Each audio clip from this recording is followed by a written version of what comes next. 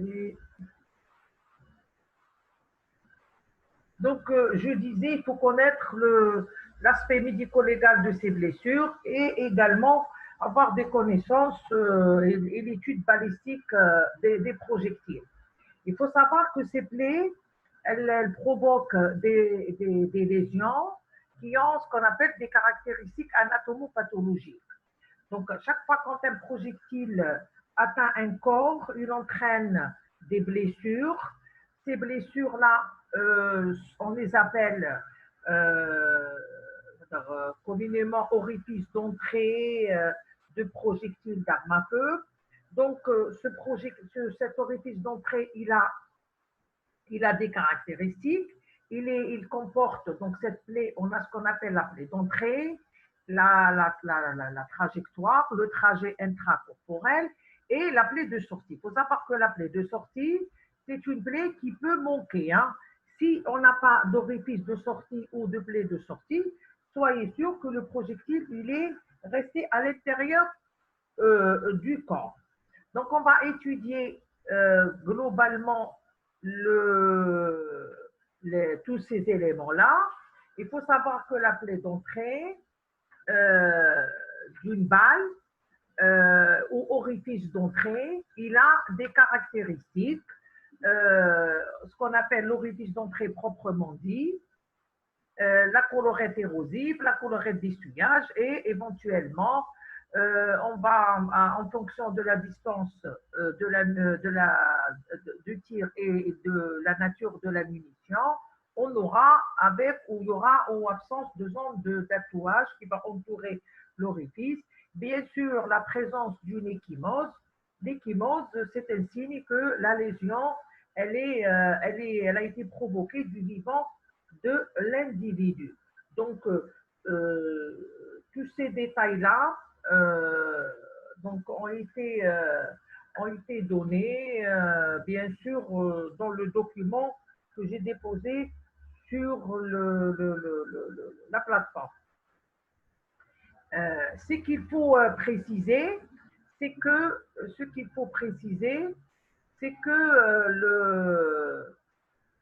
il n'y a pas de sang. Non, les questions, vous les laissez, s'il vous plaît, à la fin de la présentation. D'accord? Est-ce que vous m'entendez là? Oui ou non? Oui, docteur, on Oui, vous docteur. entend. Vous m'entendez? Donc, vous laissez vos questions, s'il vous plaît, à la fin de la présentation. OK?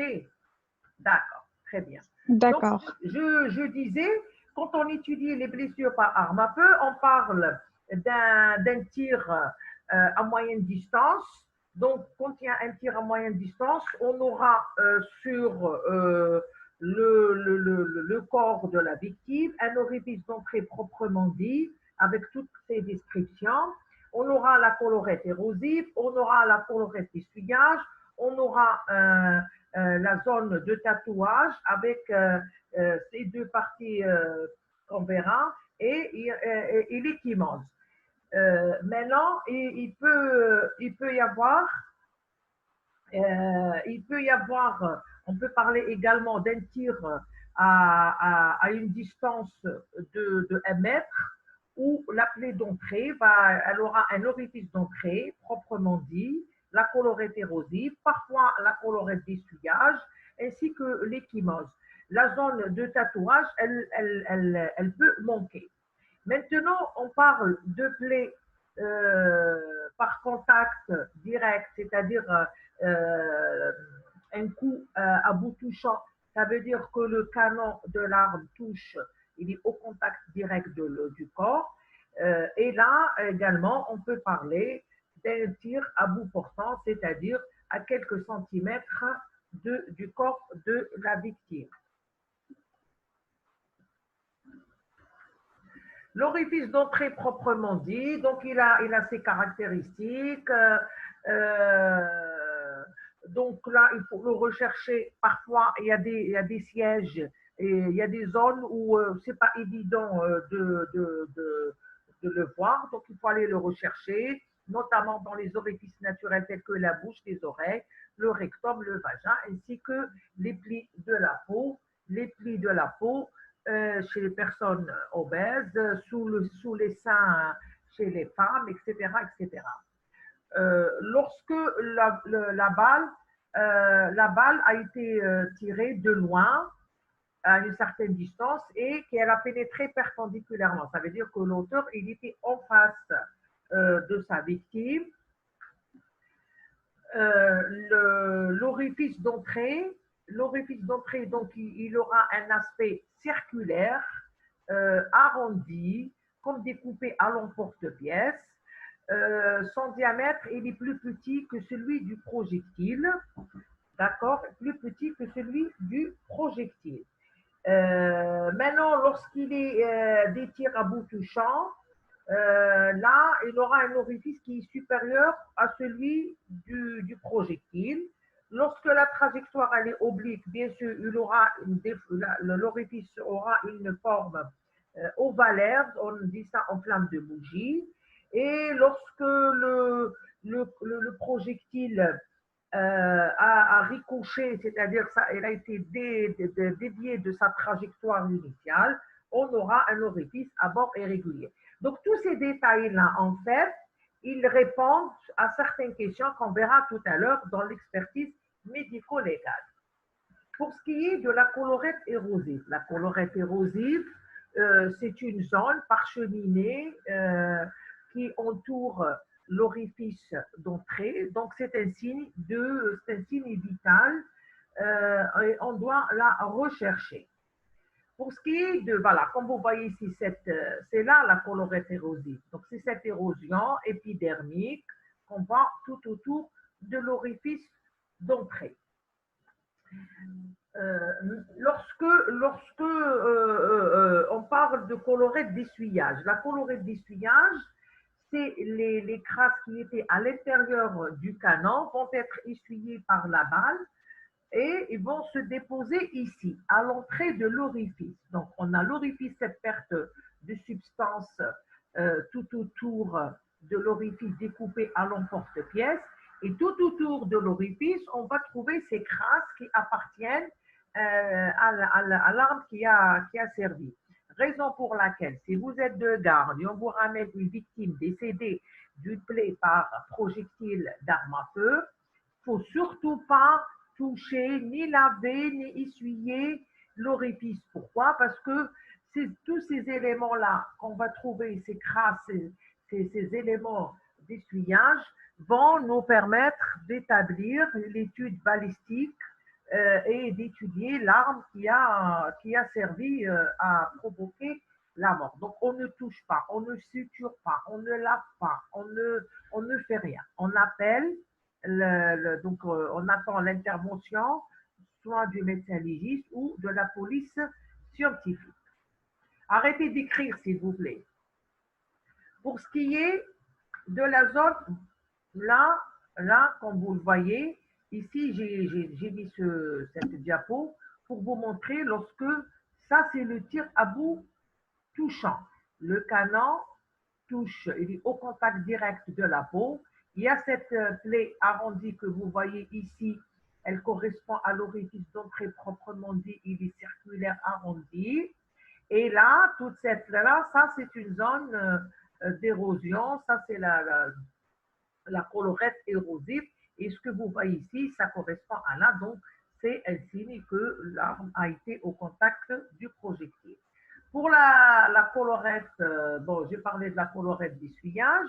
Pour ce qui est de la zone de tatouage, elle vient à l'extérieur de l'orifice d'entrée, de la colorette érosive, de la colorette d'essuyage.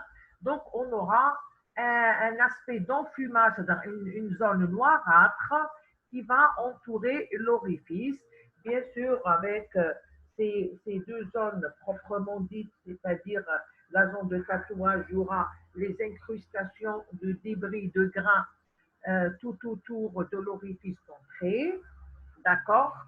Et donc, la zone de tatouage, elle va venir ici. On aura cette zone noirâtre.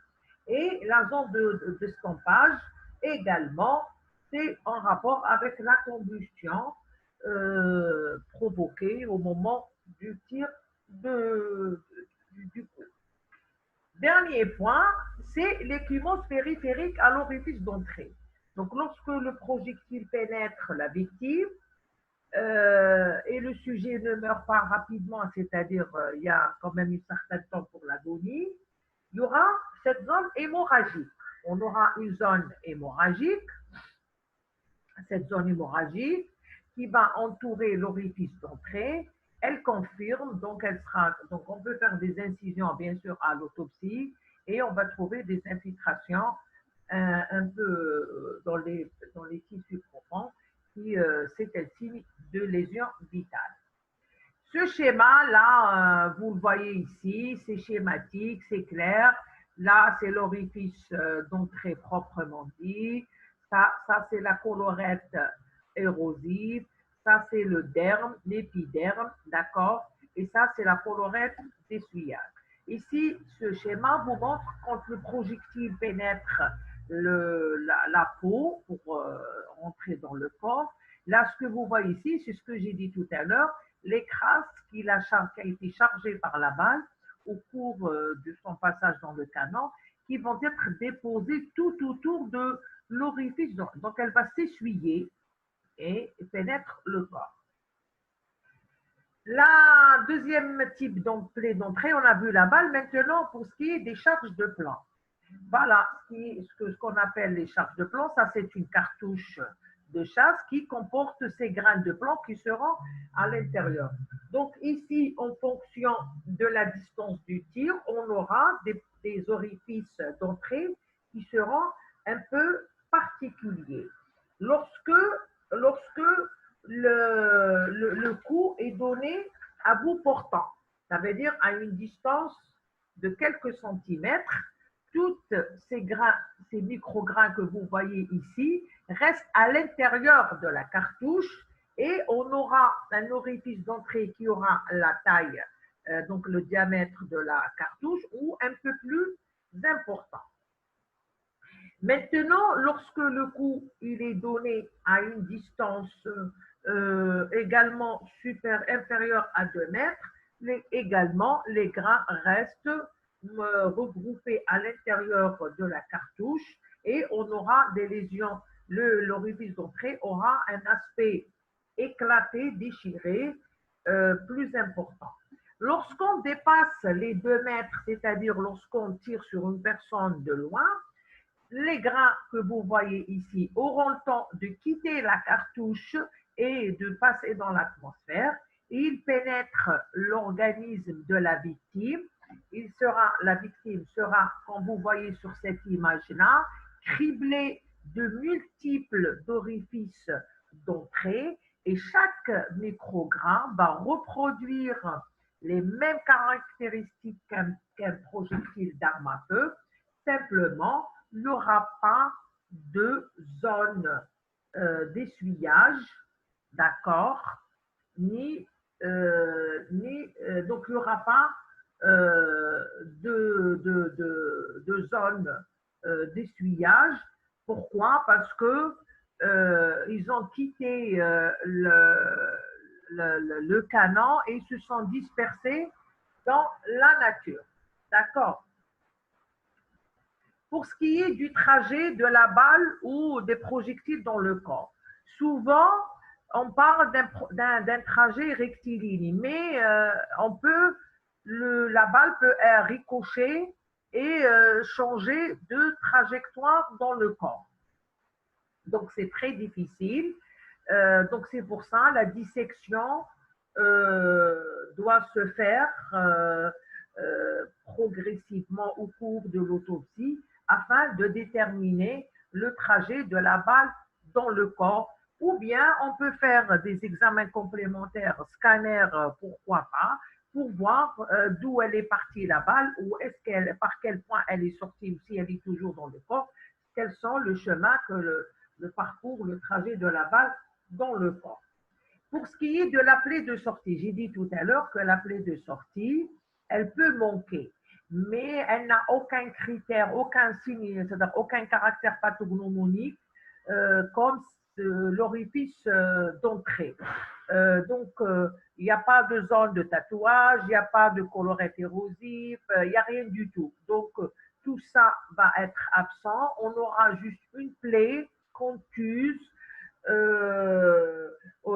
avec un délabrement des berges et parfois au cours de sa sortie, le projectile va s'accompagner de débris, surtout par exemple au niveau de l'extrémité céphalique, on aura des fracas d'os, de la matière cérébrale, etc. Donc, au cours de leur passage, sortie, ils seront chargés des éléments organiques. Maintenant, on arrive à l'expertise médico-légale. Quand on est appelé pour une victime d'arme à feu, on doit faire un examen le plus tôt possible avant de déplacer le cadavre, c'est-à-dire tant qu'on il est sur le. Déjà, cet examen, on va examiner les lieux, on va noter la position du corps par rapport à son environnement. Il faut prendre des photographies, ne toucher à rien, ne déplacer aucun objet. Est-ce que l'arme, elle est à proximité de la victime ou l'arme manque? Est-ce qu'elle est dans quelle position? Elle est à droite, à gauche? Donc, tous ces éléments-là, bien sûr, avec des photographies d'état des lieux, nous permettent un peu de cerner le cas, est-ce qu'il s'agit d'un suicide, d'un homicide ou d'un accident. Pour ce qui est de l'examen extérieur, déjà, ici, on commence par dater la mort et la position réelle du cadavre. Est-ce qu'il était en décubitus dorsal ou est-ce qu'il était en décubitus ventral, etc. Sa position assis dans un fauteuil, etc. Et tout. Toujours des photographies avec description des plaies, des orifices. Les mensurations se font toujours, c'est-à-dire les photos avec des mensurations millimétriques. Également chez les femmes, on doit rechercher s'il n'y a pas notion d'un rapport sexuel, aussi bien bon, chez la femme au niveau du vagin, chez l'homme un rapport sexuel, l'anus, et éventuellement d'un prélèvement, d'un écouvillonnage. Donc là, on fait les photographies, on peut faire même des radiographies, d'accord? Tous ces éléments-là doivent être recueillis au cours de l'examen du cadavre. Maintenant, pour ce qui est de l'autopsie, il y a des éléments à suivre. Bien sûr, le trajet du projectile à travers les organes afin de déterminer le sens, la direction et la distance du tir. On doit rechercher les projectiles au fond du trajet, déterminer s'il s'agit de projectiles qui ont ricoché sur les os. C'est-à-dire que s'il y a ricochet, ça veut dire lorsque le projectile pénètre le corps, il rencontre un plan dur tel qu'un os, un osselant ou une côte ou l'omoplate, et cet os va détourner la direction, donc on appelle ricochet, il change complètement de direction. D'accord?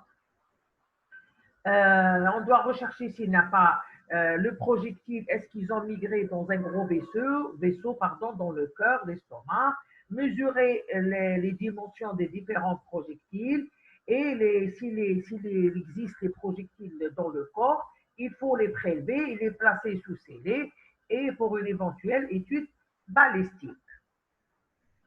Pour ce qui est des radiographies des cadavres, donc l'examen radiologique coupé, hein, il y a eu l'Internet qui est instable. Donc pour la radiologie ou les radiographies du corps, elles apportent beaucoup en médecine légale. Donc elles apportent des précisions